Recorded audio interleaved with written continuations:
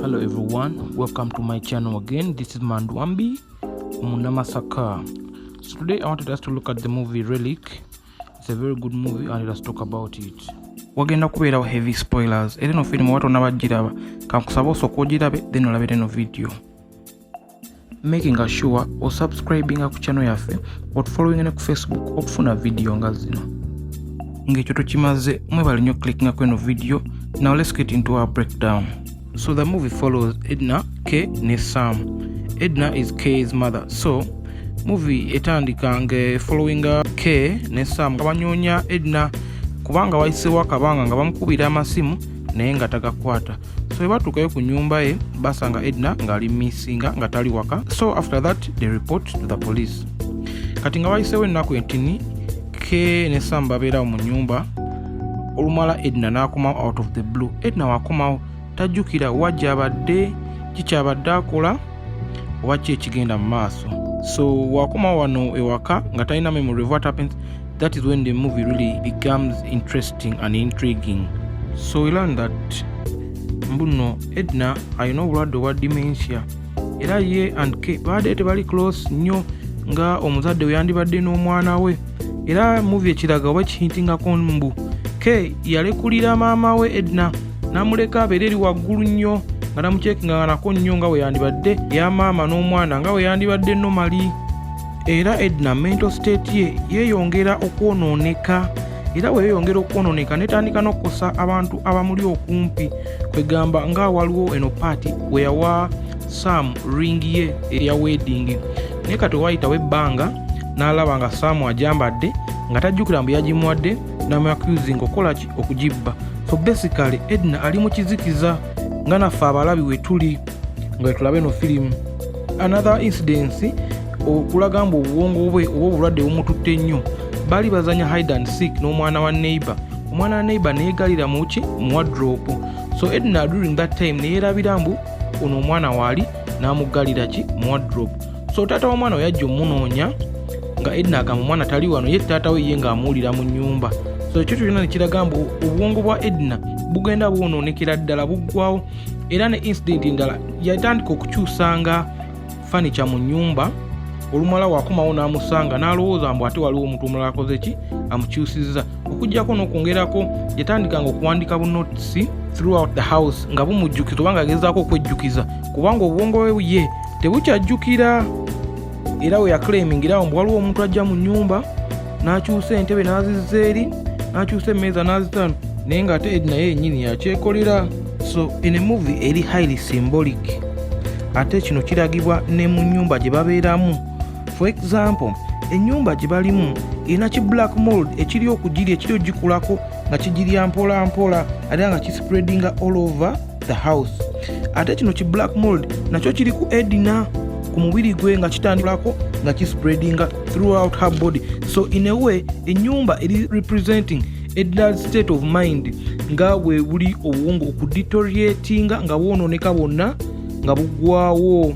Era nga firimu yakatandika mu dakiika nga 2 Kay afuna ekirooto eky'omusajja ng'ali ku buliri yekka nga mulwadde era ng'agenda okufa. Ekyo ekirooto kiraga oba yali jjajja wa Kay omusajja yasooka naye yalina obulwadde obwa dementia era ne bamulekerera mu nnyumba bw'atyo ne yeesanga ng'afudde ng'ali yekka. Era kaddamu n'afuna ekirooto ng'ekyo kyennyini naye kweno paati wakifuna ekyo ekirooto omuntu gw'alaba mu buliri oyo oba mu nnyumba ng'ali yekka alabamu Edna maama we. Naye firimu etuuka okuggwa Kay asalawo aleke ku abandoninga maama we kubanga bw'owa buno obulwadde asigale amujjanjabe era abeere naye mweno time maama we Edna gy'ali okuyitamu wadde ng'afeesinga kufa which is shown wano wamuggyako literally skin yonna ng'afuuse ekintu kirala nga takyali maama we naye Kay n'agaana asigala n'agamba kaabeere ne maama we wadde ali mu state ey'okuggwawo oba n'okufa.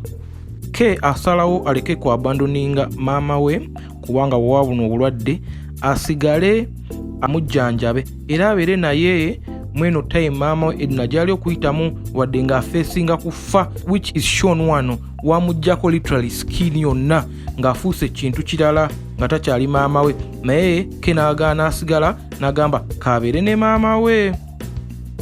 So basically the movie is about acceptance, oba okukkiriza reality etuuseewo mu bulamu bw'ensi n'obutalekerera bantu baffe abatuli okumpi, wadde abo abantu bayinza okyuka ddala ng'afunye obulwadde ng'obwo oba dementia n'afuukamu ekintu ekirala oba ekikulekule ekiri a shadow of the person.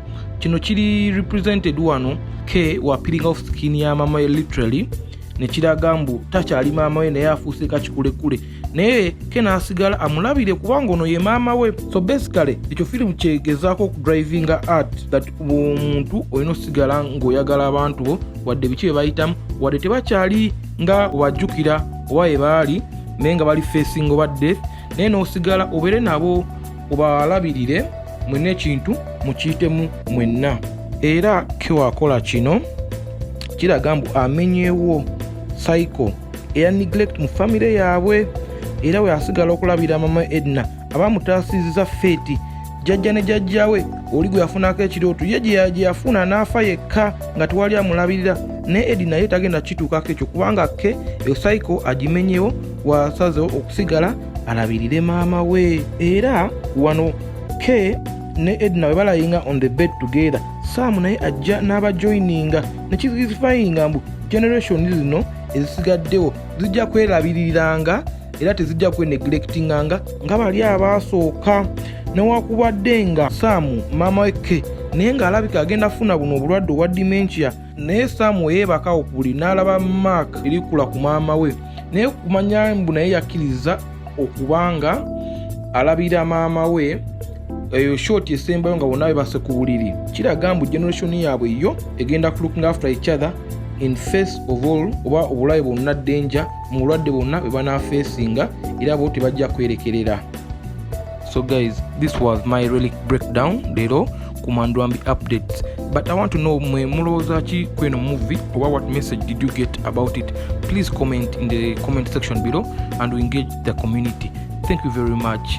Thank you so much for